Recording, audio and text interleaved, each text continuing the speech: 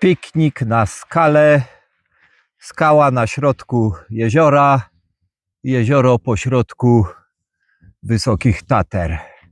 Jest tu pięknie. I czego chcieć więcej w taki dzień? Po prostu siednąć się i czerpać z tych widoków, z tej przyrody. To jest coś. To jest wolność. Próbujcie, ruszajcie w teren.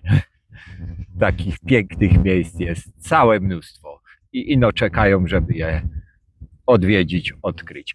I powiem jeszcze, żeby tu wleźć, to w ogóle bardzo się przydały ćwiczenia na ściance wspinaczkowej, bo łatwo tu wleźć to nie jest, a zleźć to będzie jeszcze trudniej.